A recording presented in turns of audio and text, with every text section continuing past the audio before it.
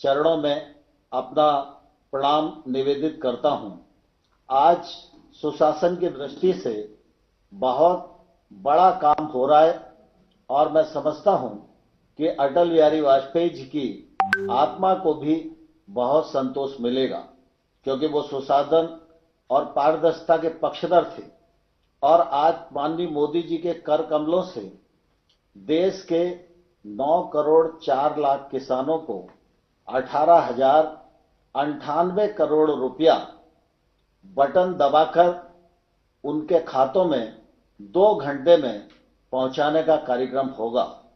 यह पहली बार सारा देश और दुनिया इतनी बड़ी योजना को देख रही है कि इस योजना के क्रियान्वयन में ना कोई बिचौलिया है, ना कोई दलाल है। हम सब जानते हैं कि एक समय था जब देश के तत्कालीन प्रधानमंत्री यह कहा करते थे कि हम 100 रुपए केंद्र से भेजते हैं तो 15 रुपए गांव में जाते जाते बचते हैं। लेकिन आज मोदी जी के नेतृत्व में हम यह दावे के साथ कह सकते हैं कि आज 18,098 करोड़ रुपया नरेंद्र मोदी जी की सरकार भेजेगी तो पूरा का पूरा पैसा किसान के खाते में पहुंचेगा।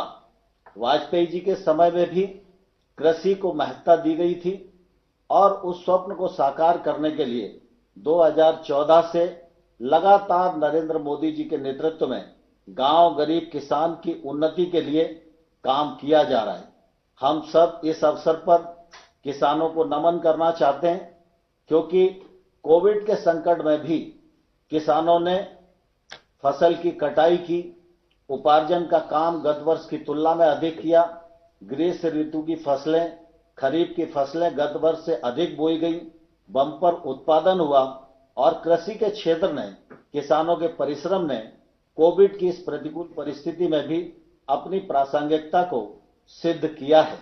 और इसलिए लगातार इस बात की कोशिश की जा रही है कि कृषि का क्षेत्र मजबूत हो, गांव की अर्थव्यवस्था मजबूत हो।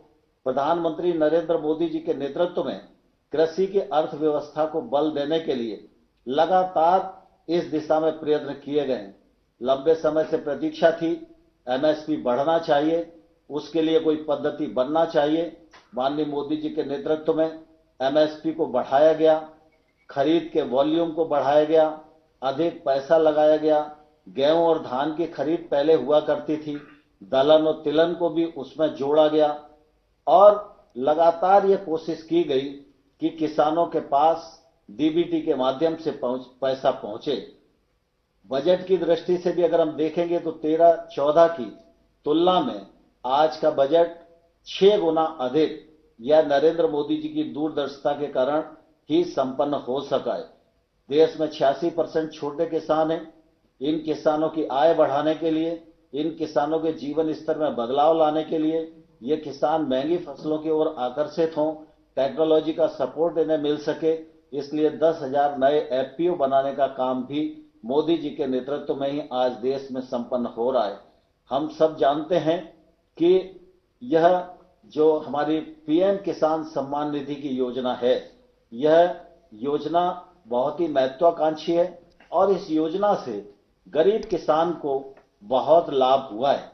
यद्यपि प्रधानमंत्री जी ने पहले जब इस योजना का आरंभ किया था तो यह 2 हेक्टेयर तक के किसानों के लिए थी, लेकिन 2019 में जब सरकार दोबारा प्रधानमंत्री जी के नेतृत्व में बनी तो प्रधानमंत्री जी ने इस दायरे में देश के सभी किसानों को ले लिया है और इसका लाभ सब किसानों को मिल रहा है। मुझे कहते हुए प्रसन्नता है कि आज देश में 11 करोड़ 40 लाख किसान इस योजना के अंतर्गत पंजीकृत हुए हैं। 10 करोड़ 59 लाख किसानों को अभी तक 96,000 करोड़ रुपया उनके खातों में पहुंचाया गया है। कोविड और लॉकडाउन की स्थिति में भी ये पैसा उनके यहां जाता रहा है। आज देश में पश्चिम बंगाल को छोड़कर देश के सभी राज्य और केंद्र शासित राज्य इस योजना से जुड़ चुके हैं। पश्चिम बंगाल के 70 लाख किसान लगभग हैं जो पात्रता की सूची में हमारे अनुमान के अनुसार आ सकते हैं। उनको हर साल 4,02,00,000 करोड़ रुपया प्रतिवर्ष मिल सकता है लेकिन अभी पश्चिम बंगाल की सरकार ने इस मामले में निर्णय नहीं किया है।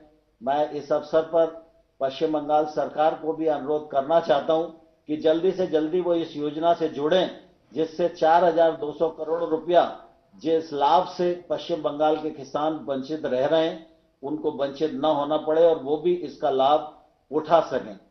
सारा देश इस बात को जानता है कि प्रधानमंत्री जी ने जहां एक के बाद एक कृषि के क्षेत्र में गैप भरने का काम किया, 1 लाख करोड़ का इंफ्रास्ट्रक्चर फंड का विषय हो, चाहे फूड प्रोसेसिंग के लिए फंड्स के प्रावधान का विषय हो, और चाहे नए कानूनों के माध्यम से किसानों को स्वतंत्र करने का मामला हो और किसानों के जीवन स्तर में बदलाव लाने का मामला हो, हर क्षेत्र में प्रधानमंत्री जी के नेतृत्व में सफलतापूर्वक कदम उठाए हुए हैं। सारा देश इन कदमों का स्वागत कर रहा है। मुझे इस अवसर पर यह भी कहना पड़ रहा है कि पंजाब सहित थोड़े से कुछ किसान भाई और बहन हैं जिनके मन में कहीं ना कहीं नए कानूनों के मामले में भ्रम पैदा हुआ है। मैं उनको आग्रह करना चाहता हूं कि वो इस आंदोलन को त्याग कर, सरकार ने वार्ता का निमंत्रण दिया है, वार्ता पर आए और मुझे आशा है कि किसान इस बात को समझेंगे, नए कानून के मर्म को समझेंगे, नए कानून के महत्व को समझेंगे और हम समाधान की ओर अग्रसर होंगे। मैं इस अवसर पर मुझे यह भी प्रसन्नता है कि प्रधानमंत्री जी के कार्यक्रम में जहां देश के हर विकास खंड और हर पंचायत में लोग उनको आज इस कार्यक्रम को सुन रहे हैं और इस कार्यक्रम से जुड़े हुए हैं, वहीं ऑनलाइन 8 करोड़ 2 लाख लोगों ने अपने आप को इस कार्यक्रम से जुड़ने के लिए रजिस्ट्रेशन कराया है। मैं उनका भी हृदय से स्वागत करता हूं और पुनः प्रधानमंत्री जी का करोड़ों करोड़ किसानों की ओर से बहुत बहुत स्वागत है, बहुत बहुत अभिनंदन है। धन्यवाद। जय भारत।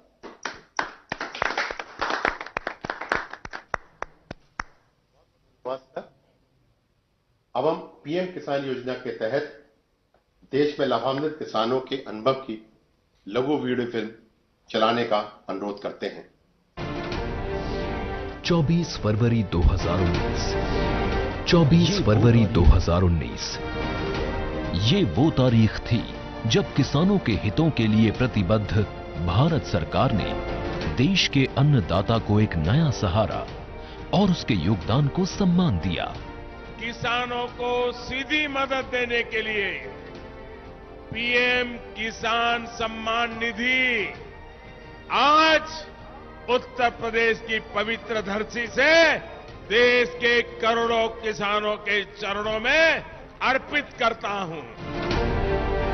दशकों से उपेक्षित और विकास से वंचित हमारे अन्नदाता को हर वर्ष 6,000 रुपए की सहायता राशि आज सशक्त बना रही है और पिछले 2 सालों में प्रधानमंत्री किसान सम्मान निधि योजना के तहत अब तक 10 करोड़ 60 लाख भूजोतधारी किसानों के खातों में 95,000 करोड़ रुपए जमा किए जा चुके हैं।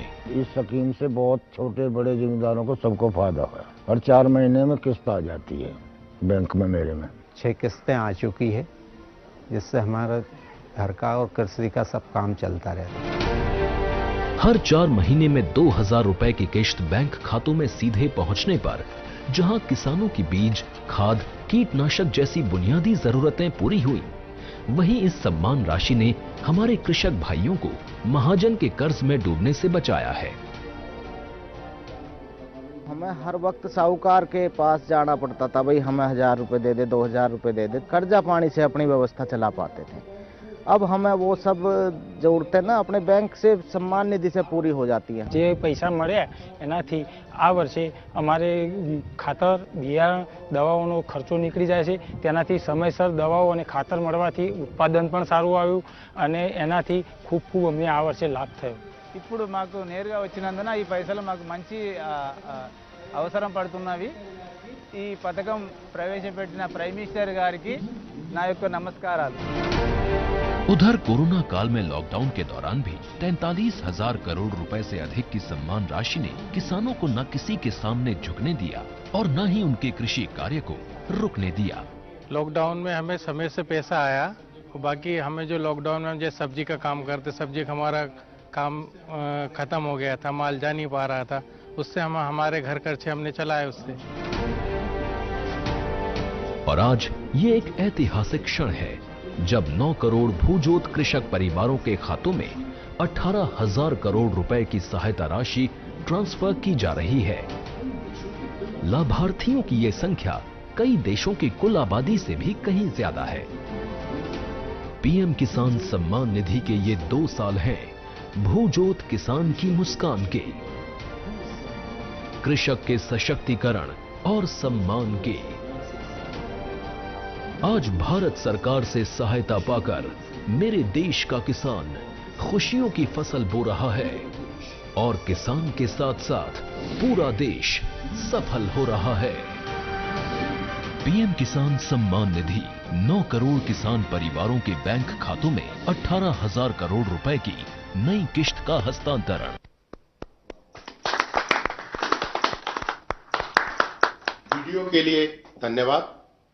भारत के सभी हिस्सों से इस योजना के सकारात्मक अनुभव और प्रतिक्रिया देखकर हार्दिक अनुभूति हुई।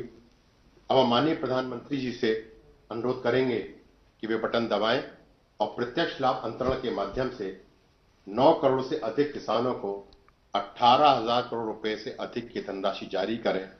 यह राशि लाभार्थियों के बैंक खातों में आज ही तत्काल अंतरित हो जाएगी। माननीय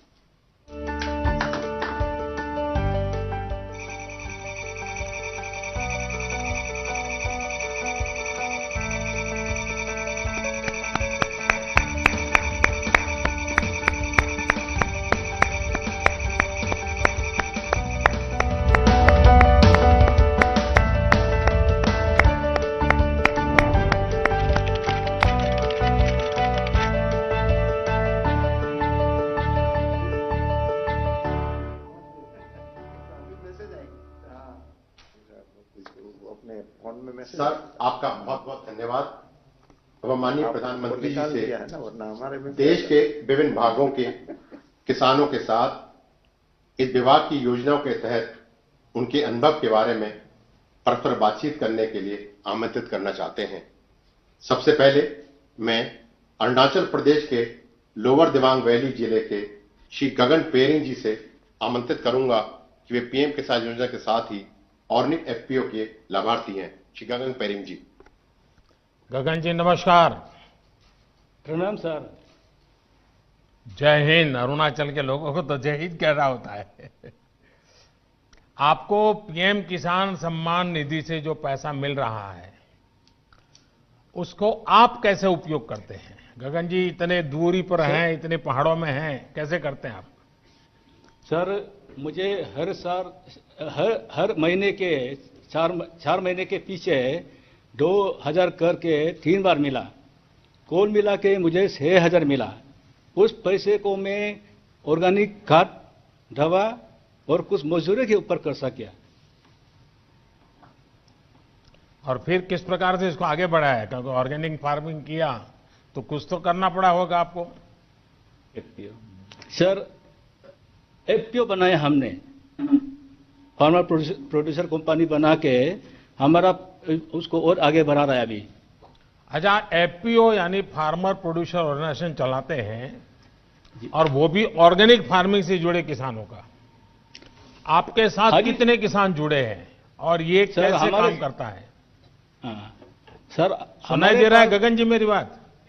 सर कितने किसान जुड़े हैं आपके साथ और किस प्रकार से काम करते हैं? 446। अच्छा। ऑर्गेनिक अदरक उगाते हैं हम। क्या क्या उगाते हैं? ऑर्गेनिक अदरक, जिंजर। अच्छा, जिंजर। और जिंजर उगाते हैं। और क्या मार्केट मिल जाता है? मार्केट फिलहाल तो सर अभी अपना इंडिया के अंदर में हमने बेंगलोर में पिछला बार बेचा, उसके बाद दिल्ली में। अच्छा, मतलब आप एक प्रकार से छोटे किसानों को प्राइवेट कंपनी के साथ जोड़ते भी हैं।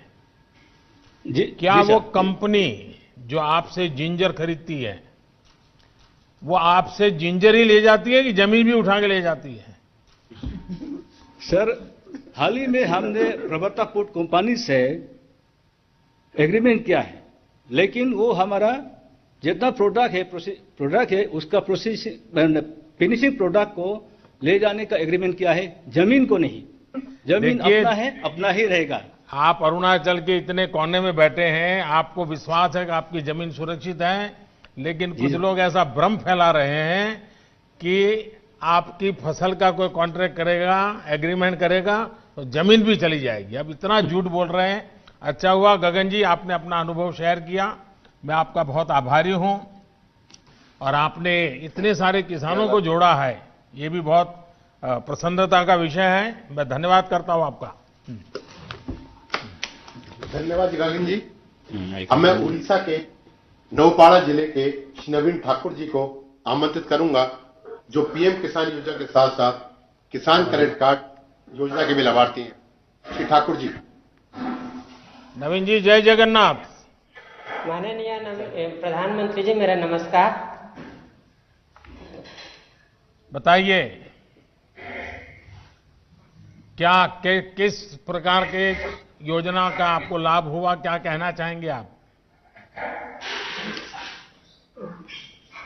मुझे पीएम 5 किस्तों में 10,000 के पीएम किसान सहायता प्राप्त हुआ है। मैंने इस धन को खाद, बीज, कीटनाशक खरीद के लिए उपयोग किया है। एकीकृत यानी खेती और पशुपालन के लिए धन का उपयोग करने की योजना बना रहा हूं। अच्छा, भारत सरकार एक किसान क्रेडिट कार्ड देती है, वो आपको मालूम है क्या? जी। आपको किसान क्रेडिट कार्ड मिला है? मिला है सर। अच्छा, तो उसका क्या करता है? मुझे 12 मार्च 2019 को क्रेडिट कार्ड मिला है। मैंने 4% के ब्याज दर से बैंक से 27,000 का ऋण लिया है। पहले तो 20% के ब्याज दर से साहूकार से कर्जा लेना पड़ता था। अब 4% के हिसाब ब्याज दर से मेरे को ऋण मिल रहा है और मैं इस धन को बीज, खाद, कीटनाशक के लिए केसीसी का उपयोग किया है।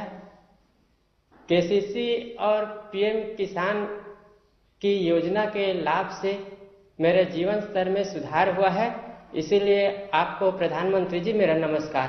नवीन जी, आपके पास कितनी जमीन है और आपको ये जो किसान क्रेडिट कार्ड केसीसी की सुविधा जो आपको मिली है, तो अब आप ये खर्च कहां से करते हैं? पहले क्या करते थे? पहले कैसा करते थे? मेरे पास 1 एकड़ 40 डिसमिल जमीन है। अच्छा, इतना छोटी जमीन है? छोटी जमीन है। हाँ। उसमें धान का फसल उगा रहा हूँ। मुझे अन्य फसल करने के भी शौक है। तो कुछ शुरू किया है? अभी तो कुछ किया नहीं हूँ, लेकिन शौक तो है। नहीं, करना चाहिए। अच्छा विचार आपको आया है, क्योंकि हमने इस प्रकार से हिम्मत के साथ नई चीजें करना चाहिए। देखिए नवीन जी, अटल जी की सरकार ने किसानों को बैंकों से सस्ते ऋण की ये योजना शुरू की थी जी। और आज उनका जन्मदिन है। अब इसको आप जैसे उड़ीसा में दूर सुदूर बैठे किसानों तक ये मिशन मोड पर काम करने के कारण पहुंचा है।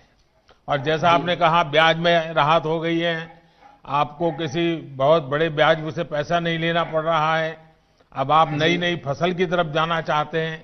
यही सारी बातें हैं जो छोटे छोटे किसानों को मदद हो, इसलिए सरकार काम कर रही है। और मेरा आपसे आग्रह होगा, आप भी छोटे छोटे किसानों को समझाइए कि ये केसीसी कार्ड नहीं मिला है तो प्राप्त कर लें, केसीसी कार्ड का उपयोग करते बैंकों से पैसे लें, ज्यादा ब्याज से पैसे न लें, अपने बच्चों के लिए ज्यादा खर्चा करें, अपने खेती के लिए ज्यादा खर्चा करें। ये जरूर सबको बताइए। करेंगे नवीन जी? जी पक्का करेंगे? जी पक्का करूंगा सर। चलिए, जय जगन्नाथ आपको। नमस्कार सर। धन्यवाद।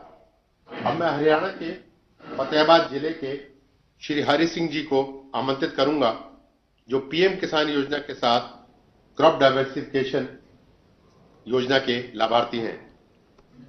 हरि सिंह जी नमस्ते। नमन प्रणाम सर। नमस्कार साहब, बताइए हरि किशन जी। मैं हरि सिंह बिश्नोई, पुत्र श्री फकीरचंद, निवासी नाढोड़ी, जिला फतेहाबाद, हरियाणा का निवासी हूं। हम 4 भाई 40 एकड़ में संयुक्त खेती करते हैं। मेरे परिवार में हम 15 सदस्य, कुल 15 सदस्य हैं और 35 वर्ष से खेती कर रहा हूं मैं। तो पिताजी के पास तो काफी जमीन होगी, अब सब भाइयों में बढ़ गई होगी, अब क्या स्थिति है? नहीं, सभी इकट्ठे रह रहे हैं जी, एक संयुक्त खेती करते हैं जी। अच्छा, यानी आपने ये बहुत अच्छा रास्ता निकाला। नहीं तो ज्यादातर परिवारों में क्या हो रहा है कि एक पीढ़ी से दूसरी पीढ़ी, दूसरी तीसरी बातें आते जमीन के टुकड़े इतने छोटे हो जाते हैं कि किसान के लिए बहुत मुश्किल हो जाता है। नहीं जी, हम तो इकट्ठे तो रह अब रहे हैं आप सब मिलकर के एक परिवार पूरी तरह, और इतने सालों से आप खेती में हैं, जरा देश के किसानों को बताइए क्या नया कर रहे हैं आप, कैसे कर रहे हैं, मुझे भी समझाइए। मैं पहले तो धान की खेती करता था जी, उसके बाद अब बागवानी की तरफ रुझान है। अब पहले 2 एकड़ में बाग लगाया था, फिर 2 एकड़ में फिर लगाया, अब करके मेरे पास 10 एकड़ में बाग है जी। बागवानी की खेती की तरफ रुझान है मेरा। बागवानी में क्या क्या करते हैं आप? 3 एकड़ में नींबू की खेती कर रखी है, 7 एकड़ में अमरूद लगा रखा है जी।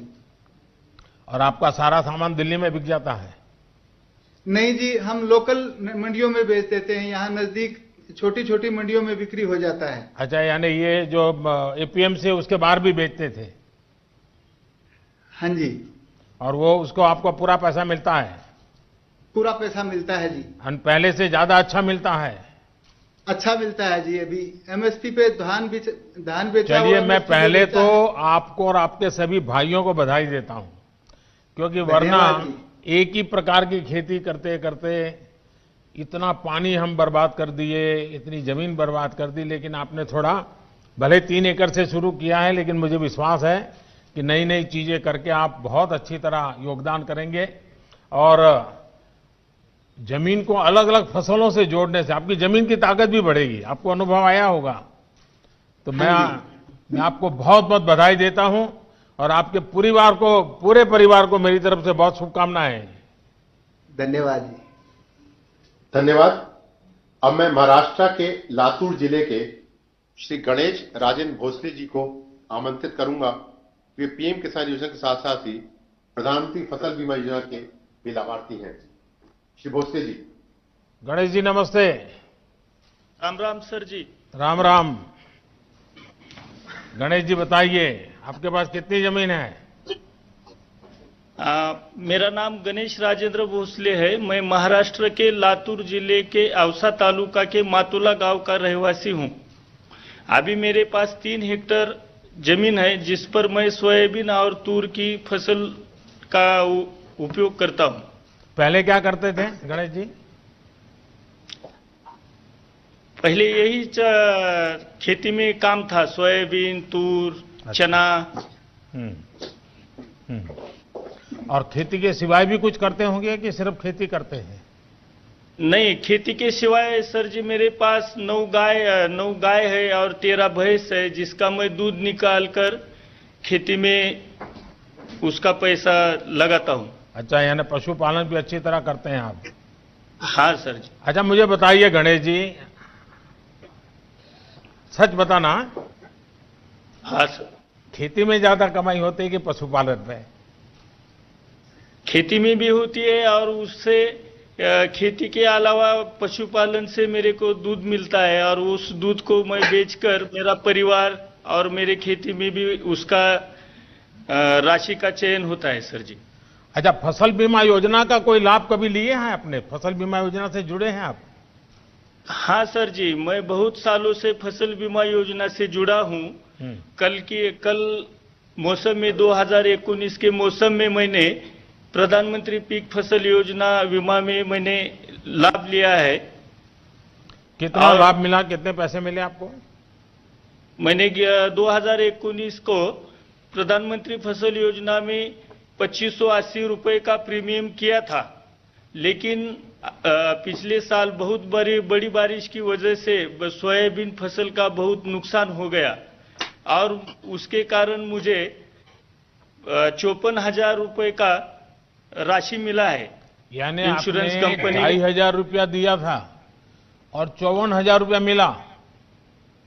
2580 रुपए का प्रीमियम किया था मैंने। अच्छा, यानी 2,500 रुपया। हाँ सर। हाँ, और आपको मिला 54,000। 54,315 रुपए का मुझे राशि मिला सर। तो ये सब गांव वालों को मालूम है? सब किसानों को मालूम है सर। तब अब सारे इसीलिए किसानों का तो मन करता है कि फसल बीमा लेंगे। हाँ सर, सभी किसान भाई मेरे साथ आप प्रधानमंत्री पीक फसल योजना से जुड़े हुए हैं। देखिए, मुझे बहुत खुशी हुई कि आपने, और ये बहुत अच्छी स्कीम है। हाँ, उससे हर किसान को फायदा हो रहा है सर जी। चलिए गणेश जी, मुझे अच्छा लगा आपने सारी योजनाओं का लाभ लिया है। मैं आपका अभिनंदन करता हूं। धन्यवाद गणेश जी। अब मैं मध्य प्रदेश के धार जिले के श्री मनोज पाटीदार जी को आमंत्रित करूंगा, जो पीएम किसान योजना के साथ ही डायरेक्ट मार्केटिंग करने के लाभार्थी हैं। श्री पाटीदार नमस्ते। सादर प्रणाम प्रधानमंत्री जी। प्रणाम जी, बताइए मनोज जी। सर, मेरा नाम मनोज पाटीदार, पिता रामेश्वर जी पाटीदार, ग्राम चिकलिया, धार जिला, मध्य प्रदेश से मैं बात कर रहा हूं सर। मेरे परिवार में हम 6 सदस्य हैं। मेरे माता पिता, मैं, मेरी पत्नी, मेरी एक बेटी और एक बेटा है। यहाँ सब आपसे रूबरू होने आए हैं सर यहाँ। अरे वाह। और मैंने कक्षा 10वीं तक पढ़ाई की है और बाकी की पढ़ाई मैंने परम पूजनीय पांडुरंग शास्त्री आठवले जी द्वारा निर्मित जो तत्व ज्ञान विद्यापीठ, उनका जो गुरुकुल है, बाकी की पढ़ाई मैंने वहां की है। तो कहाँ, अहमदाबाद वाले तत्व ज्ञान में पढ़ते थे कहीं और? जी सर, अहमदाबाद भी गया था और मुंबई भी 1 वर्ष के लिए गया था। अच्छा। और मेरे संयुक्त परिवार की सब होके 6 हेक्टेयर जमीन है, जिसमें मैं रबी में गेहूं, चना, मटर, लहसुन और प्याज की खेती करता हूं और खरीफ में सोयाबीन और मक्का की खेती करता हूं सर। क्या अनुभव है, बताइए। क्या लाभ हो रहा है? सरकार की किस योजना का लाभ रहे हैं आप?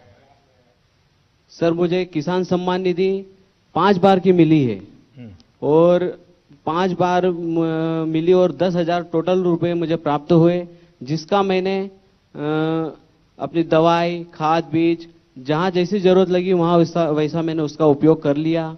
ट्रैक्टर भाड़ा जरूरत पड़ी तो वहां भी दे दिया। मतलब मुझे उसका सही टाइम टू टाइम उसका पेमेंट आया और उसको मैंने अच्छा, इस साल जब से ये नए कृषि सुधार कानून आए हैं, उसके पहले जो फसल आपने बेची है, तो इससे आपके जीवन में पहले और आज की तुलना में क्या फर्क आया? कोई अंतर समझा सकते हैं आप? बिल्कुल बिल्कुल सर। पहले ये जो नया कृषि कानून जो आया है, इसकी वजह से आज एक हमें नया विकल्प मिल गया है। पहले हमारे पास एक ही द्वार था, वो था मंडी का। लेकिन अभी हम किसी निजी व्यापारी या किसी अन्य संस्थान को हमारा माल हम बेच सकते हैं। इस साल मैंने खरीफ की जो फसल है सोयाबीन, मैंने सोया चौपाल आईटीसी कंपनी को 41 रुपए क्विंटल से टोटल 85 क्विंटल सोयाबीन मैंने बेचा। वहाँ मुझे उसकी खासियत ये लगी चौपाल की कि वहाँ पे एक दिन पहले ही हमें दर प्राप्त हो जाती है और हमारे सामने बड़ा कांटा होता है, उसे हमारे सामने चेक भी करवाया जाता है और सेम डे हमें पेमेंट मिल जाता है। और वहाँ की दूसरी भी अच्छी खासियत है कि हमारा जो माल है हमारे सामने उसका परीक्षण किया जाता है कि भाई इसमें इतनी दागी है, इतनी मिट्टी है, इतना मॉइस्चर है, और वो हमें डिटेल में सब बता देते हैं कि भाई इतना इतना है, आपको चाहे तो ये रेट है आपका, आप चाहो तो बेचो या आपकी इच्छा। तो नए कृषि कानून से मुझे ये जो एक और द्वार मिला है हमारा माल बेचने का, ये बहुत अच्छा लगा। आपको संतोष है? जी सर। आपके इलाके के और भी किसान फायदा उठाते हैं? बहुत किसान उठाते हैं सर।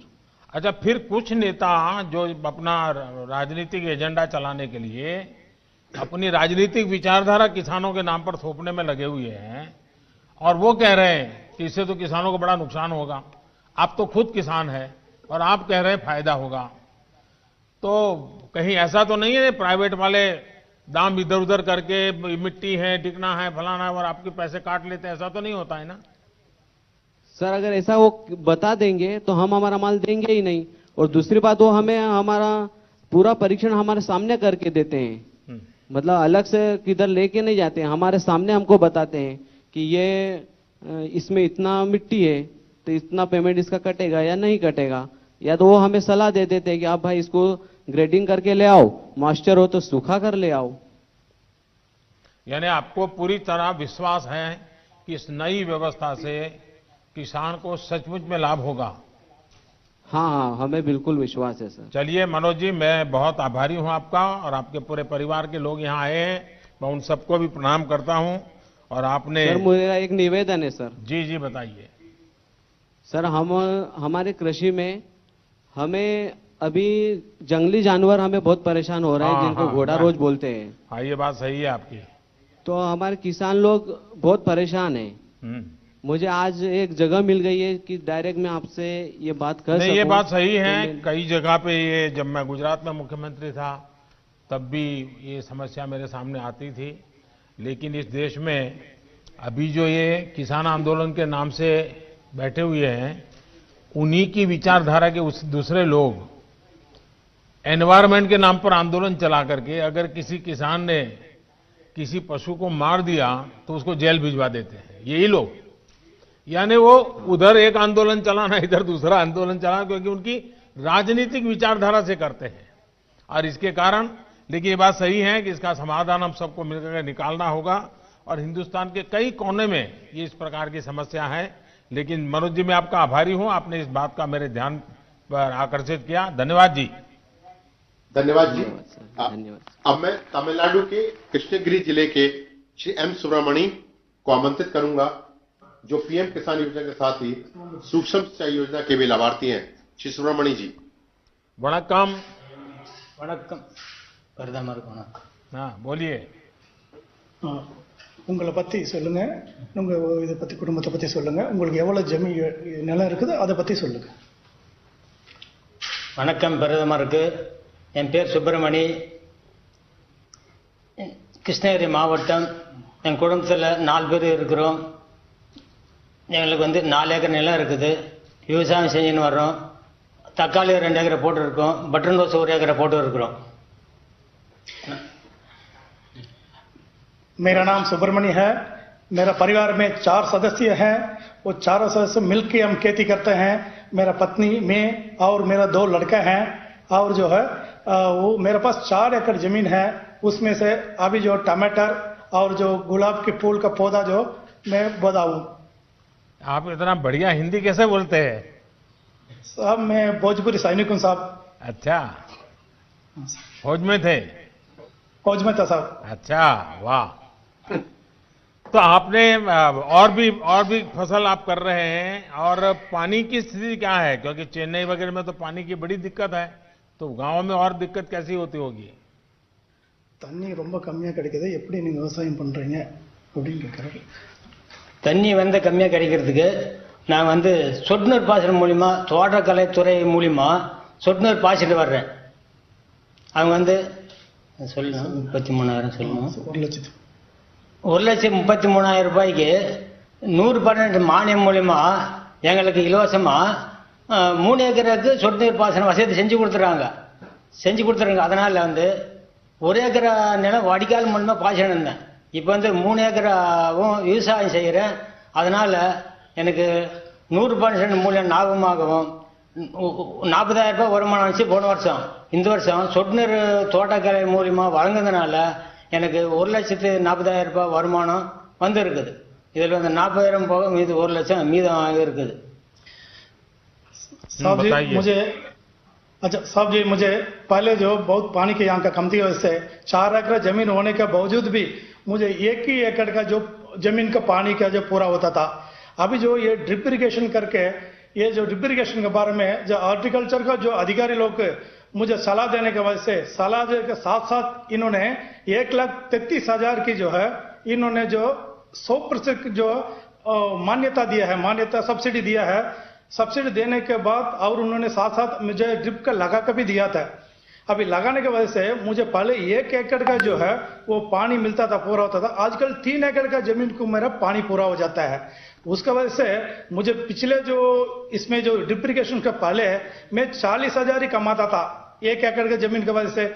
अभी जो है 3 एकड़ के जमीन होने की वजह से मुझे 1,40,000 का जो है वो धन मिलता है। अभी उसमें मुझे पहले ड्रिप इरिगेशन के पहले मुझे 40,000 मिलता था, अभी जो 1 लाख मुझे फालतू लाभ मिलता है, इसमें मैं बहुत खुश हूं। सुब्रमण्य जी, मैं आपको सबसे पहले बधाई देता हूं कि आपने कमाई तो की, लेकिन आपने मानव जात की सेवा की है, क्योंकि आपने पानी बचाया है।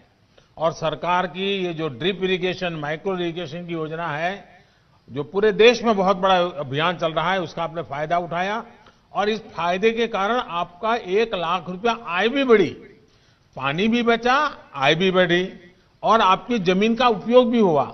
और इसलिए ये आपने ये लंबी सोच के साथ ये विचार किया, इसके लिए आप बहुत अभिनंदन के अधिकारी हैं। लेकिन मैं आपसे आग्रह करूंगा, आप इतने जागरूक किसान हैं, और किसानों को भी समझाइए कि पानी ज्यादा जरूरत नहीं होती है। अगर पानी को बूंद बूंद डालें तो भी अच्छी फसल होती है, लेकिन किसान के मन में क्या है कि जब तक पूरा खेत पानी से भरा हुआ देखता नहीं, तब तक उसको लगता है कि कुछ रह गया। हकीकत में तो पानी उसके मूल में जाना चाहिए और बूंद बूंद से जा सकता है। अगर ये काम आप कर लिए, बहुत बढ़िया किए हैं। और यहां तो मेरे सामने जय जवान भी है, जय किसान भी है। चलिए, वणक्कम आपको। धन्यवाद सुब्रमण्य जी। अब मैं उत्तर प्रदेश के महाराजगंज जिले के श्री राम गुलाब को आमंत्रित करूंगा, जो कि पीएम किसान योजना के साथ साथ फार्मिंग एग्रीमेंट भी करते हैं। श्री राम गुलाब जी। राम गुलाब जी, नमस्ते। प्रणाम सर, आपके चरणों में। हमारा नाम राम गुलाब है। मैं बनग्राम बीट मरकदमा राजा जिला महाराजगंज उत्तर प्रदेश के एक छोटा किसान हूं। मेरे पास महोदय 1.5 एकड़ जमीन है। इसमें हम धान, गेहूं और सब्जी की खेती करता हूं। मेरे परिवार में महोदय मेरे माता पिता एवं 3 बच्चे एवं उनकी बहुएं भी आ चुकी हैं। कुल 10 परिवार से हम रहते हैं एक साथ। तो इतनी छोटी जमीन का टुकड़ा और इतना बड़ा परिवार, आपने कैसा व्यवस्था क्या नई बनाई है? सर, हम एक किसानों के साथ मिलकर के एक एफपीओ का गठन किए हैं, जिसमें हमारे 100 किसानों से हम महोदय शुरू किए हैं, जिसे आपसे कहने में बड़ा खुशी, आभार व्यक्त करते हैं कि आपसे हम रूबरू हो रहे हैं। और वो खेती जो है सबके साथ मिला करके एफपीओ के द्वारा हम सर करते हैं।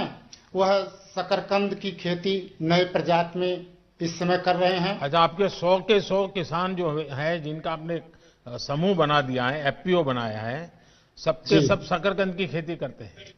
नहीं सर, अभी इन साल नया फसल ये आई है और हम पहले सर धान, गेहूं एवं सब्जी की खेती अधिक मात्रा में करते थे। इस समय लगभग 10 टन देने के लिए एग्रीमेंट अहमदाबाद कंपनी से महोदय हम इस समय किए हैं। जिला महाराजगंज सभागार में, कलेक्ट्रेट सभागार में, और उसमें कृषि विभाग एवं नाबार्ड और महोदय एक एनजीओ महाराजगंज के मुख्यधार हैं विनोद कुमार तिवारी सर, इनके माध्यम से हम। तो ये आपके साथ जो 100 किसान जुड़े हैं, उसमें बड़े किसान हैं कि छोटे किसान हैं? सर उसमें सब छोटे छोटे किसान हैं और सब बनटांगिया के ही किसान हैं। महाराजगंज में महोदय 18 बनटांगिया किसान 18 बनग्राम हैं, जिनमें से पहले 100 किसान से हम जुड़ करके इस समय महोदय 300 से ऊपर किसान इसमें जुड़ चुके हैं। अरे वाह! तो ये अहमदाबाद की कंपनी आपसे माल खरीद रही है, आपको पूरे पैसे दे रही है? सर हमसे उनसे एग्रीमेंट हुआ है, हम पहले 10 से 15 रुपए किलो हम उसको बेच देते थे लोकल मार्केट में, और उनसे हमसे 25 रुपया का एग्रीमेंट हुआ है और वो हमारे घर से लेके जाएंगे। अरे वाह! इसमें हमें किसी प्रकार का भाड़ा नहीं देना है, ना ही कोई बिचौलिया का है। तो आपको ये नए कृषि सुधार के कारण सबसे बड़ा लाभ होगा, ऐसा आपको लगता है? जी। और ये जमीन तो नहीं चली जाएगी ना? नहीं सर, इससे तो हम देख रहे हैं जमीन नहीं जाएगी, केवल हमारे फसल नहीं, के ये उत्पाद का ही एग्रीमेंट झूठ हुआ है। फैलाया जा रहा है जी। आप जैसे लोग जब बोलते हैं तब विश्वास लोगों का बढ़ता है कि भाई इसे जमीन नहीं जाती है, हमारे फसल बिकती है, और फसल पहले बर्बाद होती थी, अब बिकती है। चलिए, मैं आपको बहुत बधाई देता हूं, और आपने खुद का तो किया, लेकिन छोटे 300 किसान तक आप पहुंच गए। मैं मानता हूं ये महाराजगंज में आपके द्वारा बहुत बड़ी क्रांति आएगी और उसकी बात पूरे उत्तर प्रदेश में फैलेगी, बहुत बड़ा लाभ होगा। मैं आप सबको बहुत बहुत बधाई देता हूं। धन्यवाद सर, रामगोपाल जी की तरफ से हम आपको हार्दिक दिल से अभिनंदन करता हूं। बस किसानों के आशीर्वाद बने रहे ताकि हम देश के किसानों का कल्याण करते रहें। श्री राम गुलाब जी, आपका बहुत बहुत धन्यवाद। अब हम माननीय प्रधानमंत्री जी से देश को संबोधित करने का अनुरोध करते हैं। देश भर से जुड़े मेरे किसान भाई बहन, इस कार्यक्रम में देश में अलग अलग स्थानों से जुड़े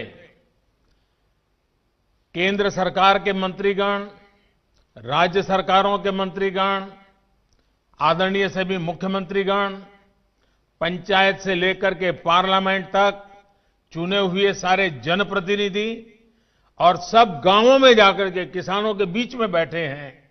मैं आप सबको और मेरे किसान भाइयों बहनों को मेरी तरफ से नमस्कार। किसानों के जीवन में खुशी, ये हम सभी की खुशी बढ़ा देती है। और आज का दिवस तो बहुत ही पावन दिवस भी है। किसानों को आज जो सम्मान निधि मिली है, उसके साथ ही आज का दिन कई अवसरों का संगम बनकर भी आया है। सभी देशवासियों को आज क्रिसमस की भी बहुत बहुत शुभकामनाएं। मेरी कामना है क्रिसमस का ये त्योहार विश्व में प्रेम, शांति और सद्भाव का प्रसार करे। साथियों, आज मोक्षदा एकादशी है, गीता जयंती है। आज ही भारत रत्न महामना मदन मोहन मालवीय जी की भी जयंती है। देश के महान कर्मयोगी, हमारे प्रेरणा पुरुष स्वर्गीय अटल बिहारी वाजपेयी जी की भी आज जन्म जयंती है। उनकी स्मृति में आज देश गुड गवर्नेंस डे भी मना रहा है। साथियों, अटल जी ने गीता के संदेशों के अनुरूप जीवन जीने का लगातार प्रयास किया। गीता में कहा गया है, स्वे स्वे कर्मणि अभिरतः संसिद्धिम लभते नरः, यानी जो अपने स्वाभाविक कर्मों को तत्परता से करता है उसे सिद्धि मिलती है। अटल जी ने भी अपना पूरा जीवन राष्ट्र के प्रति अपने कर्म को पूरी निष्ठा से निभाने में समर्पित कर दिया। सुशासन को, गुड गवर्नेंस को अटल जी ने भारत के राजनीति और सामाजिक विमर्श का हिस्सा बनाया। गांव और गरीब के विकास को अटल जी ने सर्वोच्च प्राथमिकता दी। प्रधानमंत्री ग्राम सड़क योजना हो या फिर स्वर्णिम चतुर्भुज योजना हो, अंत्योदय अन्न योजना हो या फिर सर्व शिक्षा अभियान हो, राष्ट्र जीवन में सार्थक बदलाव लाने वाले अनेक कदम अटल जी ने उठाए।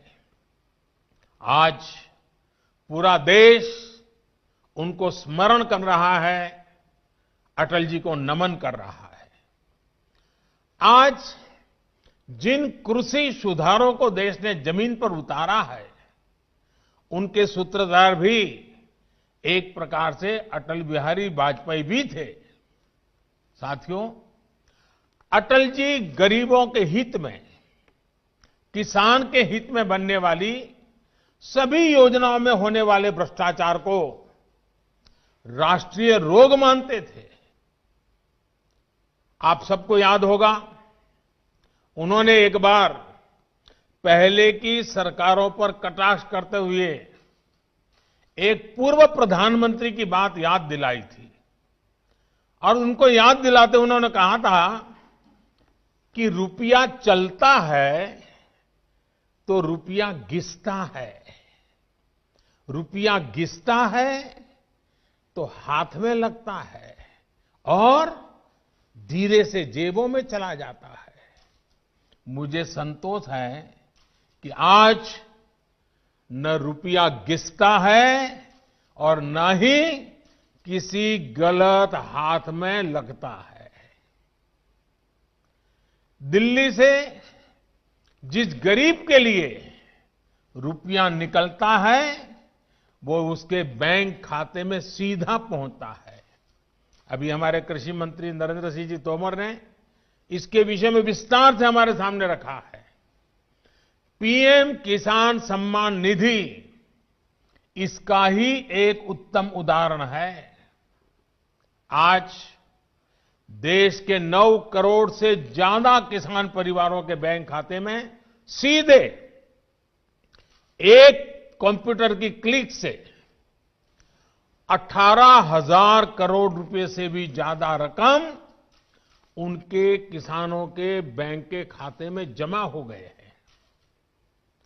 जब से ये योजना शुरू हुई है तब से 1,10,000 करोड़ रुपए से ज्यादा 1,10,000 करोड़ रुपए से ज्यादा किसानों के खाते में पहुंच चुके हैं। और यही तो गुड गवर्नेंस है, यही तो गुड गवर्नेंस टेक्नोलॉजी के द्वारा उपयोग किया गया है। 18,000 करोड़ से ज्यादा रुपए पल भर में, कुछ ही पल में सीधे किसानों के बैंक खातों में जमा हो गए हैं। कोई कमीशन नहीं, कोई कट नहीं, कोई हेराफेरी नहीं। टेक्नोलॉजी का इस्तेमाल करते हुए पीएम किसान सम्मान योजना में ये सुनिश्चित किया गया है कि लीकेज न हो। राज्य सरकारों के माध्यम से किसानों का ऑनलाइन रजिस्ट्रेशन होने के बाद उनके आधार नंबर और बैंक खातों का वेरिफिकेशन होने के बाद इस व्यवस्था का निर्माण हुआ है। लेकिन मुझे आज इस बात का अफसोस भी है कि पूरे हिंदुस्तान के किसानों को इस योजना का लाभ मिल रहा है। सभी विचारधारा की सरकारें इससे जुड़ी हैं, लेकिन एकमात्र पश्चिम बंगाल सरकार,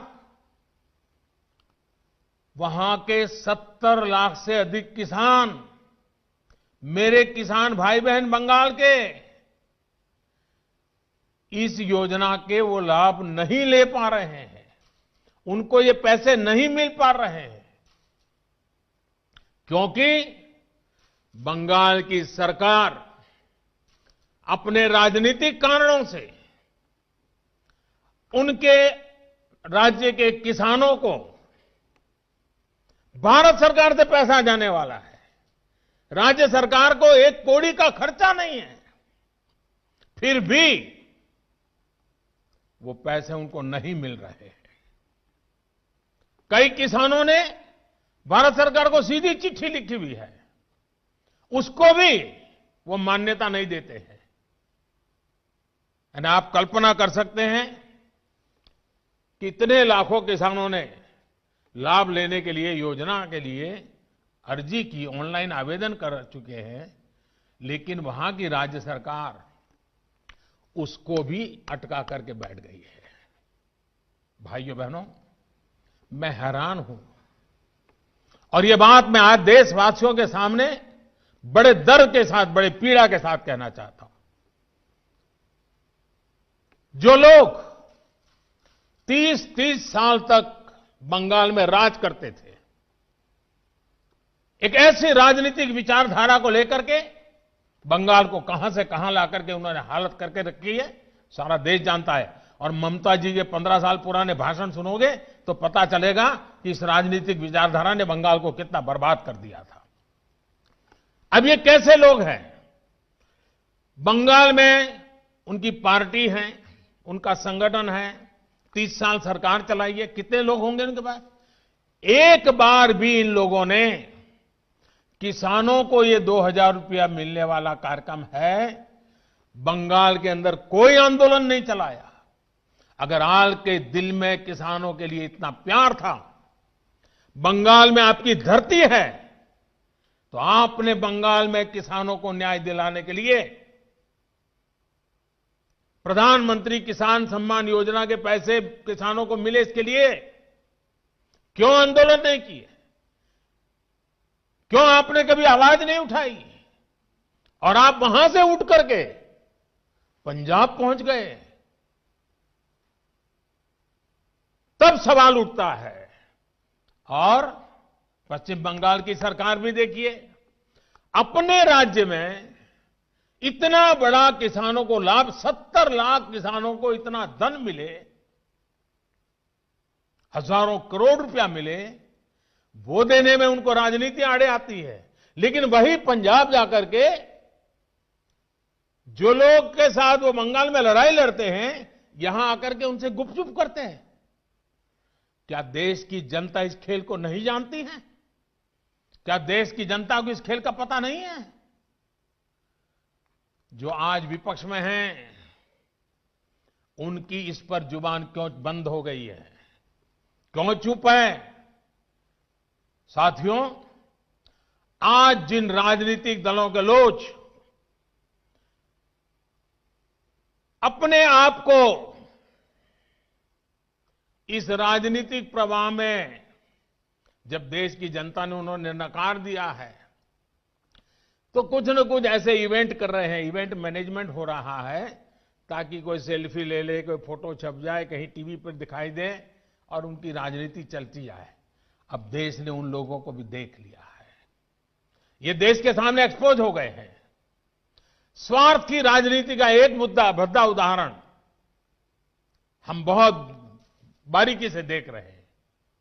जो दल पश्चिम बंगाल में किसानों के हित पर कुछ नहीं बोलते, वो यहां दिल्ली के नागरिकों को परेशान करने पर लगे हुए हैं, देश की अर्थनीति को बर्बाद करने पर लगे हुए हैं, और वो भी किसान के नाम पर। इन दलों को आपने सुना होगा, मंडिया बोल रहे हैं, एपीएमसी की बात कर रहे हैं और बड़े बड़े हेडलाइन लेने के लिए भाषण कर रहे हैं। लेकिन ये दल, वही झंडे वाले, वही विचारधारा वाले जिन्होंने बंगाल को बर्बाद किया। केरल के अंदर उनकी सरकार है। इसके पहले जो 50 साल 60 साल तक देश पर राज करते थे, उनकी सरकार थी। केरल में एपीएमसी नहीं है, मंडियां नहीं है। मैं जरा इनको पूछता हूं, यहां फोटो निकालने के कार्यक्रम करते हैं, अरे केरल में आंदोलन करके वहां तो एपीएमसी चालू करवाओ। पंजाब के किसानों को गुमराह करने के लिए आपके पास समय है। केरल के अंदर यह व्यवस्था नहीं है। अगर ये व्यवस्था अच्छी है तो केरल में क्यों नहीं है? क्यों आप दोगली नीति लेकर के चल रहे हो?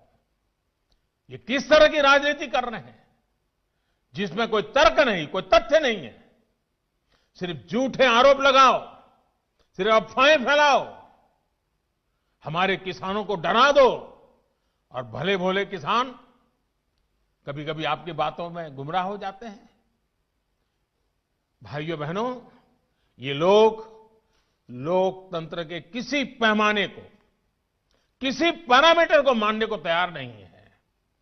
इन्हें सिर्फ अपना लाभ, अपना स्वार्थ नजर आ रहा है। और मैं जितनी बातें बता रहा हूं किसानों के लिए नहीं बोल रहा हूं। किसानों के नाम पर अपने झंडे लेकर के जो खेल खेल रहे हैं, अब उनको ये सच सुनना पड़ेगा। और हर बात को किसानों को गाली दी, किसानों को अपमानित किया, ऐसे कर करके बच नहीं सकते हो आप लोग।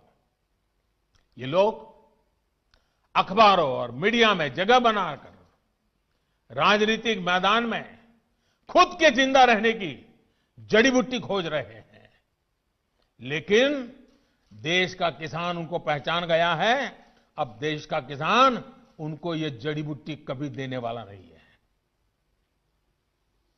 कोई भी राजनीति, लोकतंत्र में राजनीति करने का उनको हक है, हमें इसका विरोध नहीं है। लेकिन निर्दोष किसानों की जिंदगी के साथ न खेलें, उनके भविष्य के साथ खिलवाड़ न करें, उन्हें गुमराह न करें, भ्रमित न करें। साथियों, ये वही लोग हैं जो बरसों तक सत्ता में रहे। इनकी नीतियों की वजह से देश की कृषि और किसान का उतना विकास नहीं हो पाया जितना उसमें सामर्थ्य था। पहले की सरकारों की नीतियों की वजह से सबसे ज्यादा बर्बाद वो किसान हुआ जिसके पास न तो ज्यादा जमीन थी, न ज्यादा संसाधन। इस छोटे किसान को बैंकों से पैसा नहीं मिलता था क्योंकि उसके पास तो बैंक खाता तक नहीं था। पहले के समय में जो फसल बीमा योजना थी, उसका लाभ भी इन छोटे किसानों के लिए तो कहीं नामो निशान नहीं था। कोई इक्का दुक्का कहीं मिल जाए तो अलग बात है। इस छोटे किसान को खेत सिंचने के लिए न पानी मिलता था, न बिजली मिलती थी। वो हमारा बेचारा गरीब किसान अपना खून पसीना लगाकर वो खेतों में जो पैदा भी करता था, उसे बेचने में भी उसकी हालत खराब हो जाती थी। इस छोटे किसान की सुध लेने वाला कोई नहीं था। और आज मैं देशवासियों को फिर याद दिलाना चाहता हूं, देश में इन किसानों की संख्या छोटी नहीं है। जिनके साथ यह अन्याय किया गया है ना, ये संख्या 80% से ज्यादा किसान इस देश में हैं। करीब करीब 10 करोड़ से भी ज्यादा, जो इतने वर्षों तक सत्ता में रहे, उन्होंने इन किसानों को अपने हाल पर छोड़ दिया था। चुनाव होते रहे, सरकारें बनती रही, रिपोर्ट आती रही, आयोग बनते रहे, वादे करो भुला दो, करो भुला दो, यही सब हुआ। लेकिन किसान की स्थिति नहीं बदली। नतीजा क्या हुआ? गरीब किसान और गरीब होता गया। क्या देश में इस स्थिति को बदलना आवश्यक नहीं था? मेरे किसान भाइयों और बहनों, 2014 में सरकार बनने के बाद हमारी सरकार ने नई अप्रोच के साथ काम करना शुरू किया। हमने देश के किसान की छोटी छोटी दिक्कतों और कृषि के आधुनिकीकरण, उसे भविष्य की जरूरतों के लिए तैयार करने, दोनों पर एक साथ ध्यान दिया। हम बहुत सुनते थे कि उस देश में खेती इतनी आधुनिक है, वहां का किसान इतना समृद्ध है। कभी इजराइल का उदाहरण सुनते रहते थे।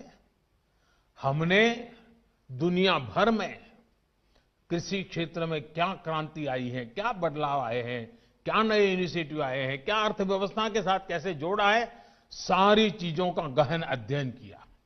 इसके बाद हमने अपने अलग अलग लक्ष्य बनाए और सभी पर एक साथ काम शुरू किया। हमने लक्ष्य बनाकर काम किया कि देश के किसानों का खेती पर होने वाला खर्च, इनपुट कॉस्ट, ये कम हो, उसका खर्चा कम हो। सॉइल हेल्थ कार्ड, यूरिया की नीम कोटिंग, लाखों की संख्या में सोलर पंप, ये सारी योजनाएं उनका इनपुट कॉस्ट कम करने के लिए एक के बाद एक उठाई। हमारी सरकार ने प्रयास किया कि किसान के पास एक बेहतर फसल बीमा कवच हो। आज देश के करोड़ों किसानों को पीएम फसल बीमा योजना का लाभ हो रहा है। और मेरे प्यारे किसान भाइयों बहनों, अभी जब मैं किसान भाइयों से बात कर रहा था तो मुझे हमारे महाराष्ट्र लातूर के गणेश जी ने बताया कि 2,500 रुपया उन्होंने दिया और 54,000 रुपया करीब करीब मिला। मामूली प्रीमियम के बदले किसानों को पिछले साल में 87,000 करोड़ रुपए क्लेम राशि मिली है। 87 यानी करीब करीब 90,000 करोड़ मामूली प्रीमियम दिया किसानों ने। मुसीबत के समय ये फसल बीमा उनको काम आया। हमने इस लक्ष्य पर भी काम किया कि देश के किसान पास खेत में सिंचाई की पर्याप्त सुविधा हो। हम दशकों पुरानी सिंचाई योजनाओं पूरा कराने के साथ ही देश भर में पर ड्रॉप मोर क्रॉप के मंत्र के साथ माइक्रो इरिगेशन को भी बढ़ावा दे रहे हैं। और मुझे खुशी हुई, अभी तमिलनाडु के हमारे सुब्रमण्य जी मुझे बता रहे थे कि उन्होंने माइक्रो इरिगेशन से, ड्रिप इरिगेशन से, जो पहले 1 एकड़ का काम होता था 3 एकड़ का हुआ और पहले से ज्यादा 1 लाख रुपए ज्यादा कमाया माइक्रो इरिगेशन से। साथियों, हमारी सरकार ने प्रयास किया कि देश के किसानों को फसल की उचित कीमत मिले। हमने लंबे समय से लटकी स्वामीनाथन कमेटी की रिपोर्ट के अनुसार लागत का 1.5 गुना एमएसपी किसानों को दिया। पहले कुछ ही फसलों पर एमएसपी मिलती थी, हमने उनकी भी संख्या बढ़ाई। पहले एमएसपी का ऐलान अखबारों में छोटी सी जरा जगह बनाना खबर के तौर पर छपता था, किसानों तक लाभ नहीं पहुंचता था, कहीं तराजू ही नहीं लगते थे। और इसलिए किसान के जीवन में कोई बदलाव ही नहीं आता था। हम आज एमएसपी पर रिकॉर्ड सरकारी खरीद कर रहे हैं। किसानों की जेब में एमएसपी का रिकॉर्ड पैसा पहुंच रहा है। जो आज किसानों के नाम पर आंदोलन कर रहे हैं, वो जब उनका समय था तब चुप मार करके बैठे हुए थे। ये जितने लोग आंदोलन चला रहे हैं ना, ये उस सरकार के हिस्सेदार थे, समर्थन करते थे। और यही लोग स्वामीनाथन कमेटी की रिपोर्ट के ऊपर बैठ गए थे, सालों तक बैठ गए थे। हमने आकर के निकाला, क्योंकि हमारे दिल में किसान की जिंदगी को भला करना, कल्याण करना, ये हमारा जीवन का मंत्र है, इसलिए कर रहे हैं। साथियों, हम इस दिशा में भी फसल बेचने के लिए किसान के पास सिर्फ एक मंडी नहीं, बल्कि उसको विकल्प मिलना चाहिए, बाजार मिलना चाहिए। हमने देश की 1,000 से ज्यादा कृषि मंडियों को ऑनलाइन जोड़ा। इनमें भी 1 लाख करोड़ रुपए से ज्यादा का कारोबार किसानों ने कर दिया है। किसान ऑनलाइन बेचना शुरू किया है। साथियों, हमने एक और लक्ष्य बनाया कि छोटे किसानों के समूह बने, ताकि वो अपने क्षेत्र में एक सामूहिक ताकत बनकर काम करे। आज देश में 10,000 से ज्यादा किसान उत्पादक संघ एफपीओ बनाने का अभियान चल रहा है। उन्हें आर्थिक मदद दी जा रही है। अभी हम महाराजगंज के राम गुलाब जी से सुन रहे थे। 300 के करीब किसानों को इकट्ठा किया है उन्होंने, और पहले की तुलना में 1.5 गुना भाव से माल बेचना शुरू हुआ है। एफपीओ बनाया उन्होंने, वैज्ञानिक तरीके से खेती में मदद ली, और आज उनको फायदा हो रहा है। साथियों, हमारे कृषि क्षेत्र की सबसे बड़ी आवश्यकता है गांव के पास ही भंडारण, कोल्ड स्टोरेज, इसकी आधुनिक सुविधा कम कीमत पर हमारे किसानों को उपलब्ध हो। हमारी सरकार ने इसे भी प्राथमिकता दी। आज देश भर में कोल्ड स्टोरेज का नेटवर्क विकसित करने के लिए सरकार करोड़ों रुपए का निवेश कर रही है। हमारी नीतियों में इस पर भी बल दिया गया है कि खेती के साथ ही किसान के पास आय बढ़ाने के दूसरे विकल्प भी हो। हमारी सरकार मछली पालन, पशुपालन, डेयरी उद्योग, मधुमक्खी पालन सभी को प्रोत्साहित कर रही है। हमारी सरकार ने यह भी सुनिश्चित किया कि देश के बैंकों का पैसा देश के किसानों के काम आए। 2014 में जब हम पहली बार सरकार में आए और शुरुआत थी हमारी, 2014 में जहां 7 लाख करोड़ रुपए का प्रावधान एक किसानों के लिए किया गया था धन के लिए, वही इसे अब करीब 14 लाख करोड़ रुपए यानी 2 गुना किया गया है, ताकि किसान को कर्ज मिल सके। बीते कुछ महीनों से करीब 2.5 करोड़ छोटे किसानों को किसान क्रेडिट कार्ड से जोड़ा गया है, और अभियान तेजी से चल रहा है। हम मछली पालकों, पशुपालकों, उनको भी किसान क्रेडिट कार्ड दे रहे हैं। ये लाभ उनको भी अब दिया जा रहा है। साथियों, हमने इस लक्ष्य पर भी काम किया, खेती की दुनिया में क्या चल रहा है, इसके लिए देश में आधुनिक कृषि संस्थान हो। बीते वर्षों में देश में अनेक नए कृषि संस्थान बने हैं, कृषि की पढ़ाई की सीटें बढ़ी हैं, और साथियों, खेती से जुड़े इन सारे प्रयासों के साथ ही हमने एक और बड़े लक्ष्य पर काम किया। ये लक्ष्य है गांव में रहने वाले किसान का जीवन आसान हो। साथियों, आज जो किसानों के लिए इतने आंसू बहा रहे हैं, इतने बड़े बड़े बयान दे रहे हैं, बड़ा दुख दिखा रहे हैं, जब ये लोग सरकार में थे तब इन्होंने किसानों का दुख, उनकी तकलीफ दूर करने के लिए क्या किया, ये देश का किसान अच्छी तरह जानता है। आज सिर्फ खेती ही नहीं, बल्कि उसके जीवन को आसान बनाने के लिए हमारी सरकार उसके दरवाजे तक पहुंची है, खेत के मेड़ तक पहुंची है। आज देश के छोटे और सीमांत किसान को अपना पक्का घर मिल रहा है, शौचालय मिल रहा है, साफ पानी का नल मिल रहा है। यही किसान है जिसे बिजली के मुफ्त कनेक्शन, गैस के मुफ्त कनेक्शन, ये बहुत बड़ा लाभ हुआ है। हर साल आयुष्मान भारत योजना के तहत 5 लाख रुपए तक के मुफ्त इलाज की सुविधा ने आज मेरे छोटे किसान के जीवन की बहुत बड़ी चिंता कम की है। 90 पैसे प्रतिदिन, यानी एक चाय से भी कम कीमत, 90 पैसे प्रतिदिन और 1 रुपया महीना के प्रीमियम पर बीमा, ये मेरे किसानों के जीवन में बहुत बड़ी ताकत है।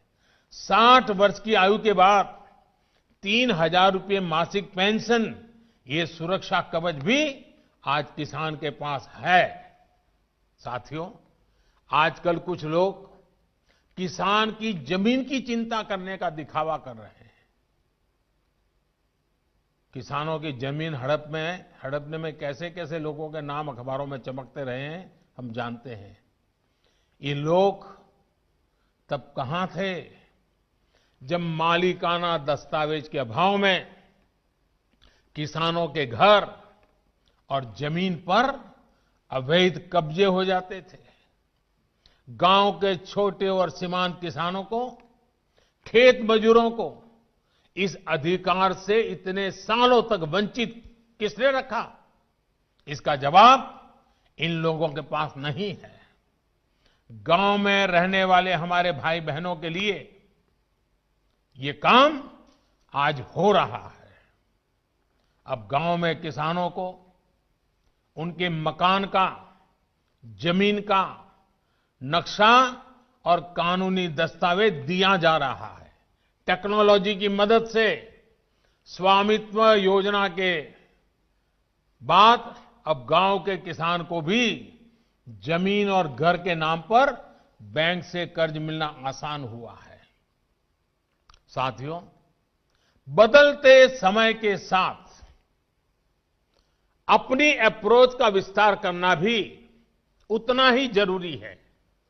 हमें 21वीं सदी में भारत की इस कृषि को आधुनिक बनाना ही होगा और इसी का बीड़ा देश के करोड़ों किसानों ने भी उठाया है और सरकार भी उनके साथ कंधे से कंधा मिला करके आगे बढ़ने के लिए कृत संकल्प है। आज हर किसान को यह पता है कि उसकी उपज का सबसे अच्छा दाम कहां मिल सकता है। पहले क्या होता था कि अगर मंडी में बेहतर दाम नहीं मिलते थे या फिर उसकी उपज को दोयम दर्जी का बताकर खरीदने से इनकार कर दिया जाता था तो किसान मजबूरी में औने पौने दामों पर अपनी उपज बेचने को मजबूर रहता था। इन कृषि सुधारों के जरिए हमने किसानों को बेहतर विकल्प दिए हैं। इन कानूनों के बाद आप जहां चाहे, जिसे चाहे अपनी उपज बेच सकते हैं। मेरे किसान भाइयों बहनों, मेरे इन शब्दों को आप ध्यान से सुनिए।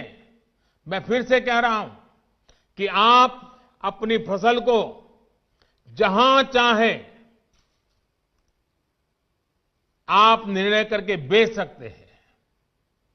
आपको जहां सही दाम मिले आप वहां पर उपज बेच सकते हैं। आप न्यूनतम समर्थन मूल्य यानी एमएसपी पर अपनी उपज बेचना चाहते हैं, आप उसे बेच सकते हैं। आप मंडी में अपनी उपज बेचना चाहते हैं, आप बेच सकते हैं। आप अपनी उपज का निर्यात करना चाहते हैं, आप निर्यात कर सकते हैं। आप उसे व्यापारी को बेचना चाहते हैं, आप बेच सकते हैं। आप अपनी उपज दूसरे राज्य में बेचना चाहते हैं, आप बेच सकते हैं। आप पूरे गांव के किसानों को एफपीओ के माध्यम से इकट्ठा कर अपनी पूरी उपज को एक साथ बेचना चाहते हैं, आप बेच सकते हैं। आप बिस्किट, चिप्स, जैम, दूसरे कंज्यूमर उत्पादों की वैल्यू चेन का हिस्सा बनना चाहते हो, आप ये भी कर सकते हैं। देश के किसान को इतने अधिकार मिल रहे हैं तो इसमें गलत क्या है? इसमें गलत क्या है कि अगर किसानों को अपनी उपज बेचने का विकल्प ऑनलाइन माध्यम से पूरे साल और कहीं भी मिल रहा है। साथियों, आज नए कृषि सुधारों के बारे में असंख्य झूठ फैलाए जा रहे हैं। कुछ लोग किसानों के बीच भ्रम फैला रहे हैं कि एमएसपी समाप्त की जा रही है, तो कुछ लोग अफवाहें फैला रहे हैं कि मंडियों को बंद कर दिया जाएगा। मैं आपको फिर ध्यान दिलाना चाहता हूं कि इन कानूनों को लागू हुए कई महीने बीत गए हैं। क्या आपने देश के किसी एक कोने में एक भी मंडी के बंद होने की खबर सुनी है?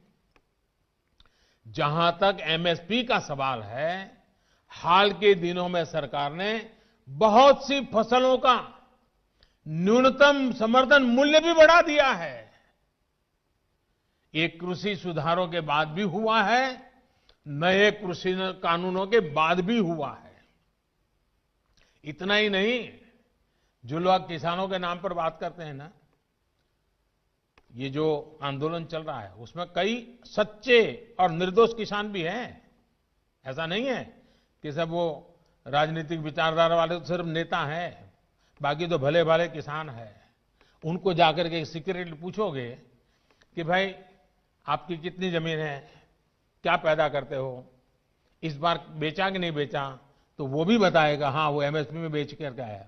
और जब एमएसपी में खरीदी चल रही थी ना, तब वो आंदोलन को उन्होंने ठंडा कर दिया था, क्योंकि उनको मालूम था कि अभी जरा किसान मंडी में जाके के माल बेच रहा है। वो सब बिक्री हो गई, काम हो गया, फिर उन्होंने आंदोलन शुरू किया। साथियों, वास्तविकता तो ये है कि बढ़े हुए न्यूनतम समर्थन मूल्य एमएसपी पर सरकार ने किसानों की उपज की रिकॉर्ड स्तर पर खरीदी की है, और वो भी नए कानून बनने के बाद। और एक अहम बात, इन कृषि सुधारों से सरकार ने अपनी जिम्मेदारियां बढ़ाई है। उदाहरण के तौर पर एग्रीमेंट फार्मिंग की बात ही ले लीजिए। कुछ राज्यों में ये कानून, ये प्रावधान कई सालों से हैं, पंजाब में भी है। वहां तो प्राइवेट कंपनियां एग्रीमेंट करके खेती कर रही है। क्या आप जानते हैं, पहले के कानूनों में समझौता तोड़ने पर किसानों पर पेनल्टी लगती थी।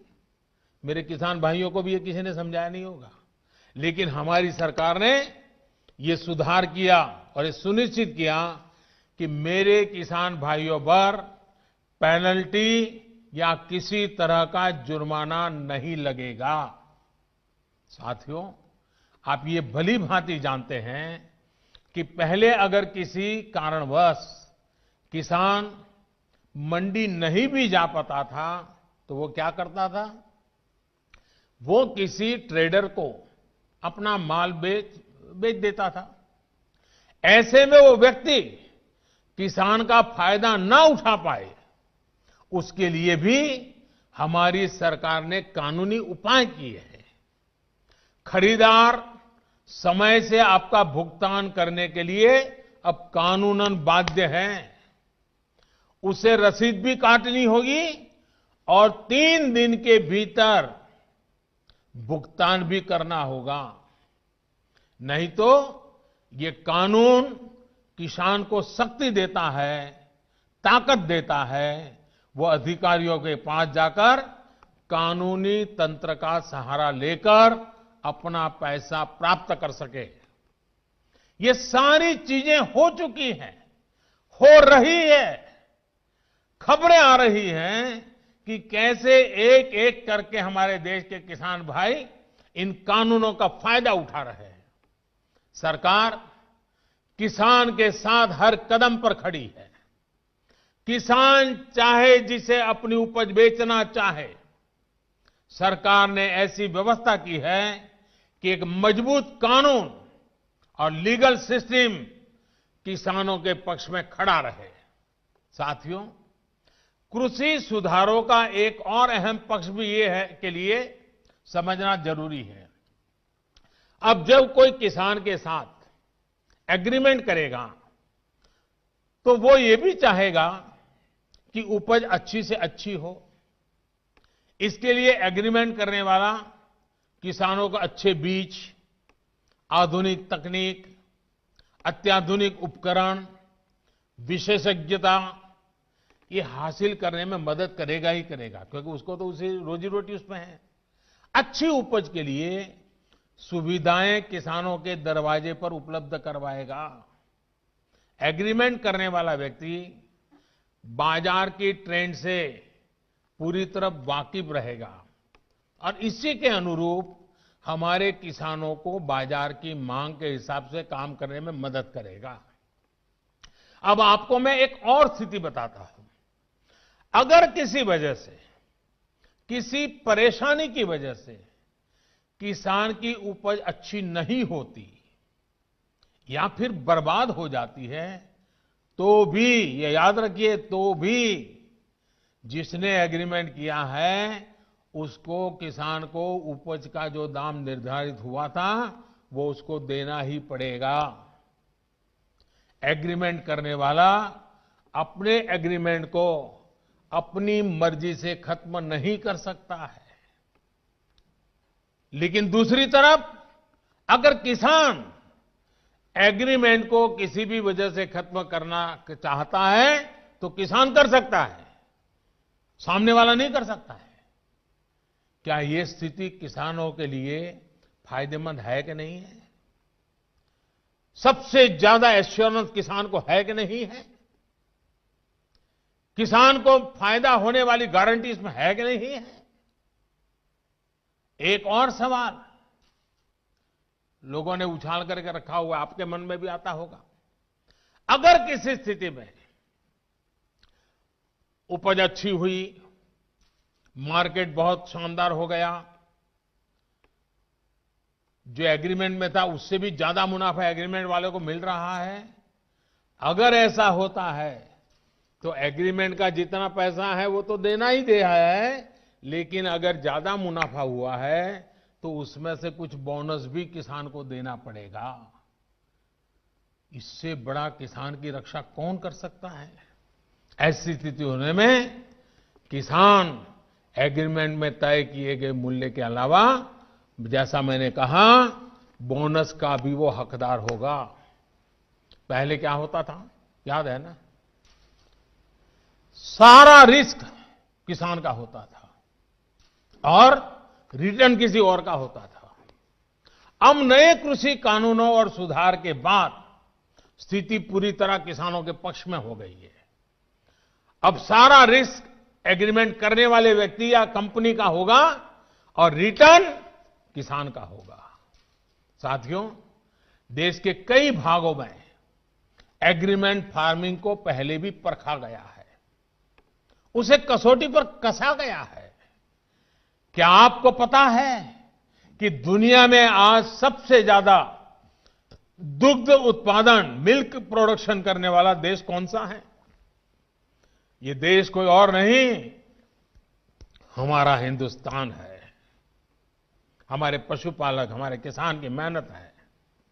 आज डेयरी सेक्टर में बहुत सी सहकारी और निजी कंपनियां किसानों से, दुग्ध उत्पादकों से दूध खरीदती हैं और उसे बाजार में बेचती हैं।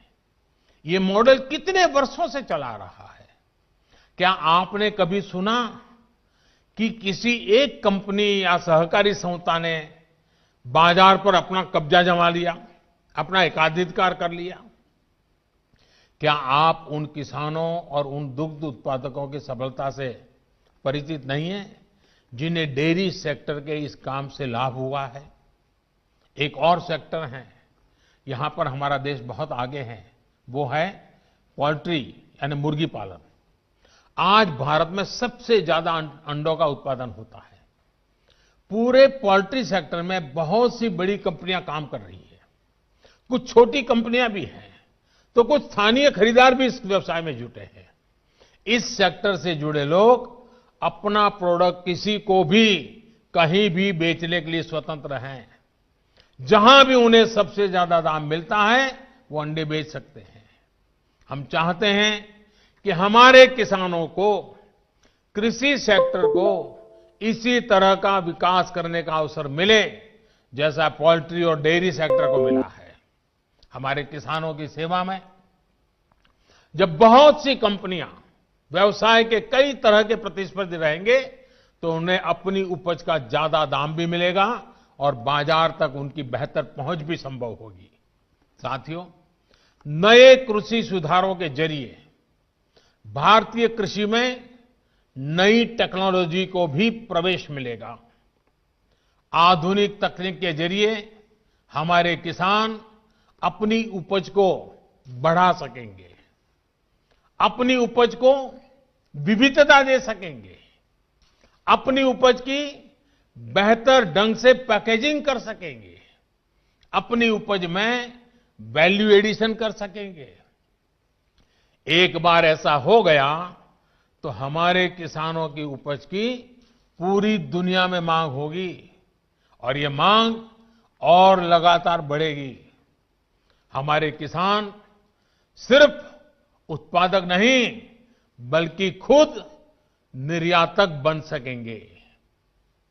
दुनिया में कोई भी अगर कृषि उत्पादों के जरिए बाजार में अपनी धाक जमाना चाहेगा तो उसे भारत आना पड़ेगा।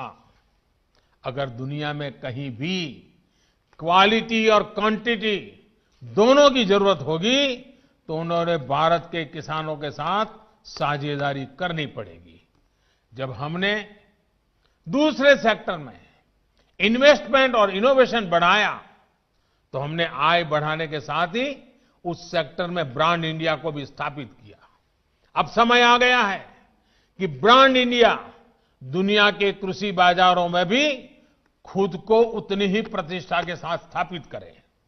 साथियों, कुछ राजनीतिक दल जिन्हें देश की जनता ने लोकतांत्रिक तरीके से नकार दिया है, वो आज कुछ किसानों को गुमराह करके जो कुछ भी कर रहे हैं, उन सबको बार बार नम्रतापूर्वक सरकार की तरफ से अनेक प्रयासों के बावजूद भी किसी न किसी राजनीतिक कारण से, किसी ने बंधी राजनीतिक विचारधारा के कारण से ये चर्चा नहीं होने दे रहे हैं। कृषि कानूनों के संदर्भ में ये जो पॉलिटिकल पार्टी की विचारधारा वाले जो कुछ लोग हैं, जो किसानों के कंधे पर बंदूकें फोड़ रहे हैं, कृषि कानूनों के संदर्भ में उनके पास ठोस तर्क न होने के कारण वो भांति भांति के मुद्दों को किसानों के नाम पर उछाल रहे हैं। आपने देखा होगा जब प्रारंभ हुआ था तो उनकी इतनी मांग थी कि भाई एमएसपी की गारंटी दो। उनके मन में जेन्युइन, क्योंकि वो किसान थे, उनको लगा कहीं ऐसा तो ना हो। लेकिन इसका माहौल दिखा करके ये राजनीतिक विचारधारा वाले चढ़ बैठे और अब एमएसपी वगैरह बाजू में क्या चल रहा है, ये लोग हिंसा के आरोपी ऐसे लोगों को जेल से छुड़ाने की मांगे कर रहे हैं। देश में आधुनिक हाईवेज बने, निर्माण हो, जो पिछली सब सरकारों ने किया था। ये लोग भी उस सरकारों में समर्थन करते थे, भागीदार थे। अब कहते हैं टोल टैक्स नहीं होगा, टोल खाली कर दो। भाई, किसान का विषय छोड़ करके नई जगह पे क्यों जाना पड़ रहा है? जो नीतियां पहले के समय से चली आ रही है, अब ये किसान आंदोलन की आड़ में उनका भी विरोध कर रहे हैं, टोल नाकों का विरोध कर रहे हैं। साथियों, ऐसी परिस्थिति में भी देश भर के किसानों ने कृषि सुधारों का भरपूर समर्थन किया है, भरपूर स्वागत किया है। मैं सभी किसानों का आभार व्यक्त करता हूं। मैं सर झुका करके उनको प्रणाम करता हूं कि देश को आगे ले जाने के लिए देश के कोटि कोटि किसान आज इस निर्णय के साथ, हिम्मत के साथ खड़े हुए हैं। और मैं मेरे किसान भाइयों बहनों को भरोसा दिलाता हूं कि आपके विश्वास पर हम कोई आंच नहीं आने देंगे। पिछले दिनों अनेक राज्य, और ये बात समझनी होगी, अनेक राज्य, चाहे असम हो या इधर राजस्थान हो, जम्मू कश्मीर हो, ऐसे कई जगह पे पंचायतों के चुनाव हुए। इनमें प्रमुखतया ग्रामीण क्षेत्र के लोगों को ही वोट देना होता है, एक प्रकार से किसान को ही वोट देना होता है। इतना गुमराह करने वाला का खेल चलता था, इतना बड़ा आंदोलन का नाम दिया जा रहा था, हो हल्ला किया जाता था, लेकिन इसी के अगल बगल में जहां जहां चुनाव हुए हैं, उन गांवों के किसानों ने ये आंदोलन चलाने वाले जो इतने लोग थे उनको नकार दिया है, पराजित कर दिया है। ये भी एक प्रकार से उन्होंने बैलेट बॉक्स के द्वारा ये नए कानूनों को खुला समर्थन किया है। साथियों, तर्क और तथ्य के आधार पर, हर कसौटी पर हमारे ये निर्णय कसे जा सकते हैं। उसमें कोई कमी है तो उसको इंगित करना चाहिए, लोकतंत्र है। हमें सब प्रकार का भगवान ने ज्ञान दिया ऐसा दावा हमारा नहीं है, लेकिन बात तो हो। इन बातों के बावजूद भी लोकतंत्र में अटूट आस्था और श्रद्धा होने के कारण, किसानों के प्रति हमारा समर्पण होने के कारण हर समय किसानों के हर मुद्दे पर चर्चा के लिए सरकार तैयार है। समाधान के लिए हम खुला मन लेकर के चल रहे हैं। कई दल ऐसे भी हैं जो इन्हीं कृषि सुधारकारों के पक्ष में रहे हैं। उनके लिखित बयान भी हमने देखे हैं। वो आज अपनी कही बात से ही मुकर गए हैं। उनकी भाषा बदल गई है। वो राजनीतिक नेता जो किसानों को भ्रमित करने में जुटे हुए हैं, जिनकी लोकतंत्र में रत्ती भर भी श्रद्धा नहीं है, वो विश्वास ही नहीं करते डेमोक्रेसी में। दुनिया के कई देशों में उनका परिचय है लोगों को। ऐसे लोगों के जो भी उन्होंने कहा है पिछले दिनों, जिस प्रकार के अनलगढ़ आरोप लगाए हैं, जिस भाषा का प्रयोग किया है, पता नहीं कैसी कैसी इच्छाएं व्यक्त की है, मैं बोल भी नहीं सकता हूं। ये सब करने के बावजूद भी, उन सब चीजों को सहन करने के बाद भी,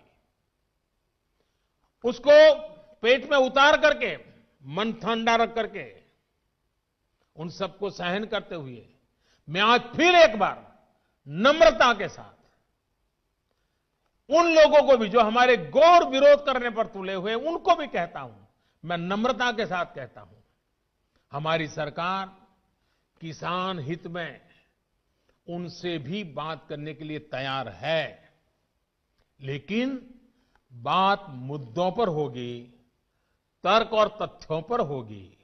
साथियों, हम देश के अन्नदाता को उन्नत करने के लिए हर संभव प्रयास कर रहे हैं। जब आपकी उन्नति होगी तो पूरे राष्ट्र की उन्नति तय है। सिर्फ आत्मनिर्भर किसान ही आत्मनिर्भर भारत की नींव डाल सकता है। मेरे देश के किसानों से आग्रह है, किसी के बहकावे में ना आए, किसी के झूठ को न स्वीकारे, तर्क और तथ्य के आधार बनाकर ही सोचे विचारे। और फिर एक बार देश भर के किसानों ने खुल करके जो समर्थन दिया है, ये मेरे लिए अत्यंत संतोष और गर्व का विषय है। मैं आपका बहुत आभारी हूं।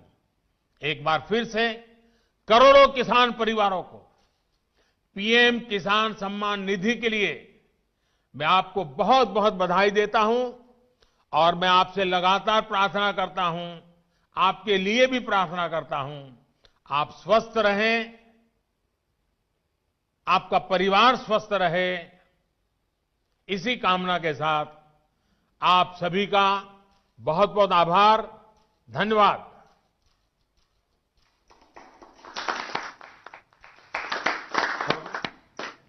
माननीय प्रधानमंत्री जी का, केंद्रीय कृषि एवं किसान कल्याण मंत्री जी का, देश के विभिन्न स्थानों पर जुड़े हुए विभिन्न माननीय मंत्रीगण, गणमान्य व्यक्तियों का, दोनों राज्य मंत्री जियों का और देश भर से जुड़े हुए इस कार्यक्रम से करोड़ों किसान भाई बहनों का हार्दिक कृतज्ञता व्यक्त करते हैं, धन्यवाद देते हैं।